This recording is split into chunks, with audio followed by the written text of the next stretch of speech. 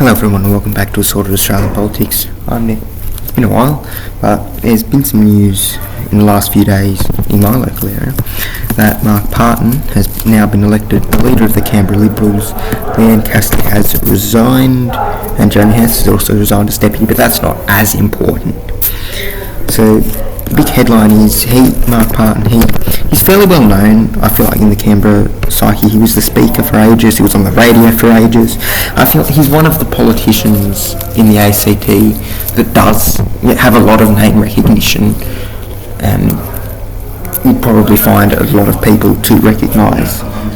Probably second most recognised, almost more than Castley was before, probably second only to like Andrew Barr or maybe Chris Steele or someone like that. So what I wanted to take a look at now is, so this is the results of the ACT election last October. So Labor getting back into government with confidence and supply from the Greens and the Independents if they so desire.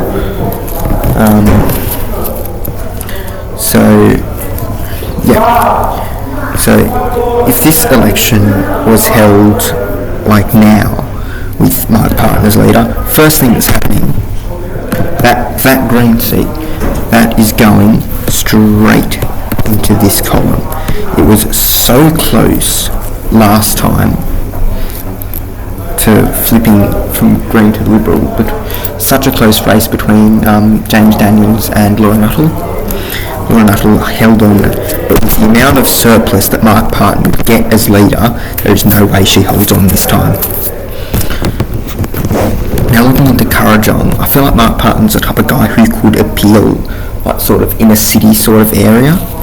So, and as such, I feel like Liberals could gain a second seat in Kurrajong, probably at the expense of Thomas Ennis and the Independent. So that gets the Liberals onto 11, Labor's on 10, Greens on 3 and Independent on 1. Now the problem really for the Liberals here is they can gain all the seats in the one they want. They can gain both independent seats if they want, but absolute best case, that gets them to 12. If they don't win from the Greens, it's just going to be 10 and 3 and Labor Green government. That is the real challenge for the Canberra Liberals, I feel, at this stage. And if they're getting united and all that, but I think for now they will probably be alright with that.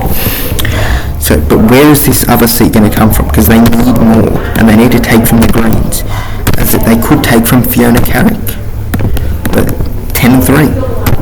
They need to win. They don't just need to win seats. They need to win seats where it matters, and I think that's going to be the hard part. So they could win in maybe Andrew Barrick's seat in Werribee. It's possible.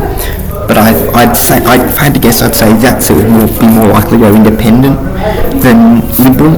But I mean, could happen. So it gets them to 12, and then maybe if they win back Fiona's seat, then that would get them to a majority. A majority with Mac is really, it's either a majority or they need to stave off Green seats. And quite frankly, I don't think either of those are going to happen.